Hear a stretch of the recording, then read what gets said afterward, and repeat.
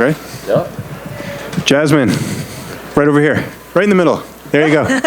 Congratulations on the win. Was this the best performance of your career? Because you took out a really tough opponent and someone that a lot of people were counting you out against.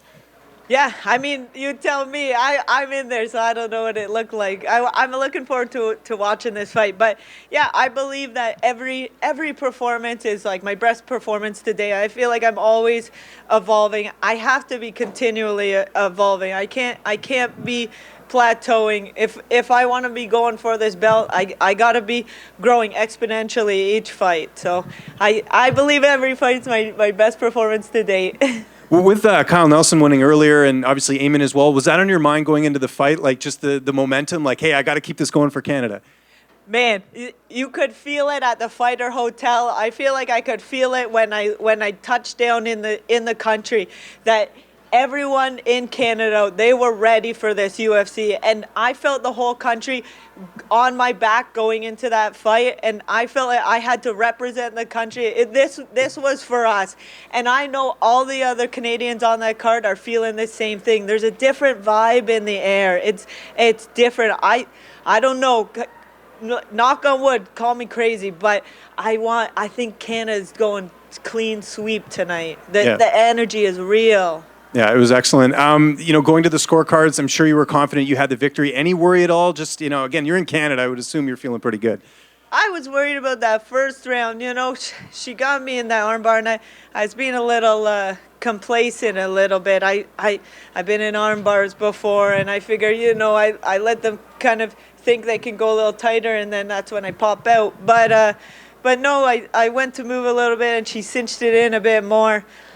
And I was like, okay, well, I mean, I'm in a little bit of a predicament here. I can't really get out, and she's kind of stuck there, so we kind of were stalemate a bit. I was hoping she was going to really try, but we had to just kind of wait the timeout on that one. So I was worried about that first round. I knew because of that I would have to win the next two or put her out, But yeah, I was concerned on that first one for sure. You didn't go to American Top Team for this camp. You did your entire camp at home, and I know you had Matthew Jelly as well, who's just outstanding in what he does. What do you think that says about your team and just the fact that you have your best performance and you didn't have to go anywhere else? You have it right at home. We have everything in Canada. I decided, well, I mean, my team and it's not just me behind this.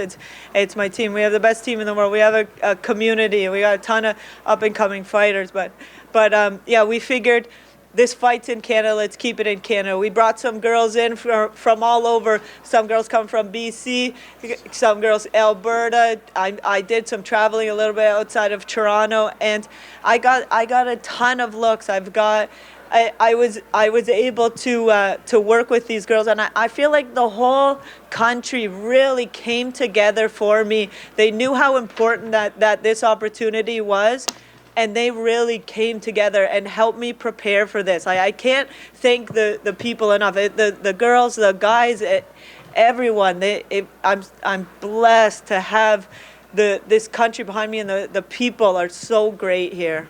We're coming up to almost a year, your fight against Natalia Silva, and you look, like I said, the hammer tonight for sure, over a really good opponent, and someone in Miranda Maverick that some people feel is somewhat of a dark horse in the division. Have you been able to kind of look at the improvements you've made since that fight and just how different you looked in the octagon tonight? Yeah, after each fight, I always go back and I look at the mistakes that I've made. I look at how somebody is going to watch that fight and beat me, how they would want to beat me. And so, my team and I, we really put it all together, and we try to fill those holes, man. We don't just think we're good enough. We're always trying to perfect and make things better and improve from the last data that we get. And just last one for me, Miranda's ranked number 15. Sort of looking ahead here, you got Tracy Cortez, Andrea Lees. Andrea Lees seemed like a fight that would make sense next. Is that a fight you'd want? I've gotten this question a couple times already. Like, what's next? What's next?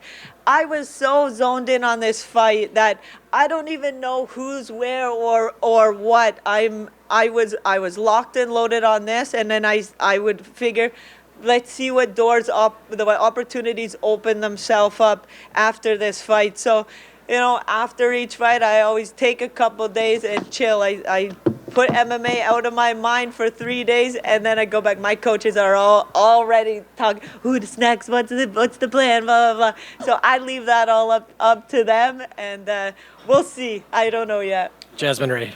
Yes. Congrats on the win as well. Thank you. Expectations versus reality. I know you've been waiting for this moment for a long time, fighting in front of Canadian fans in the UFC. How did this live up to what you had in your mind? Oh, I wish that everyone can feel how I feel right now.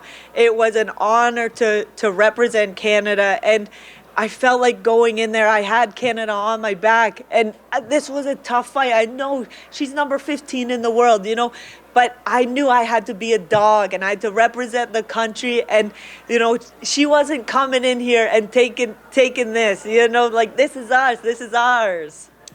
You've said a few times, you're here for a good time, not for a long time. In terms of your fighting career, what is a good time for you? What are you kind of looking for overall in types of fights? This, baby, ideally this again in Toronto. Oh, yeah, that's what I'm talking about. The hype. I gotta tell you, my hotel room, I don't know, the stars are aligning for this week for me. I walk into my hotel room, I have the most gorgeous view in the world. Over here on the water, I have the boats here. I've got the forest. I can see the mountains. There's birds. There's people rowing. It's unbelievable, breathtaking view.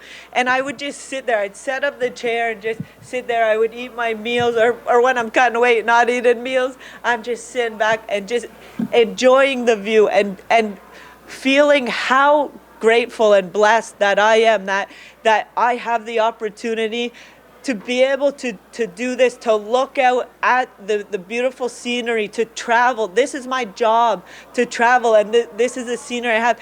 And then in the evening, I get to go scrap some broad in the cage. You know what I mean? Like, how much of an amazing life do I get to live? So I'm just on top of the world.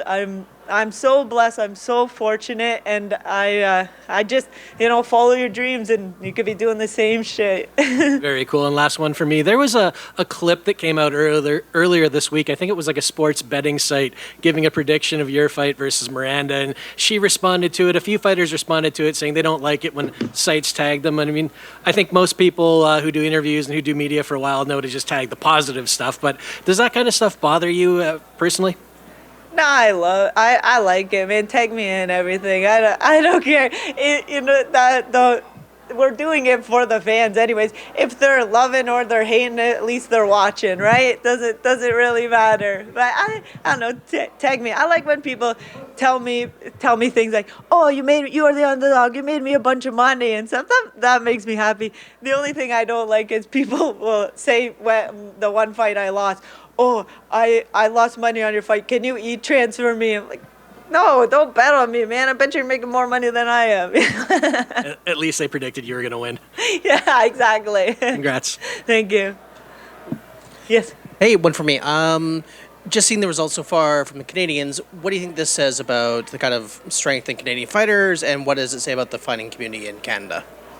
Dude, we got a hotbed, man. Don't count the Canadians out. We're here to scrap. We're a bunch of tough cookies, and I think people underestimate Canada. Oh, Canadians are nice. I guess we're nice until we're in there.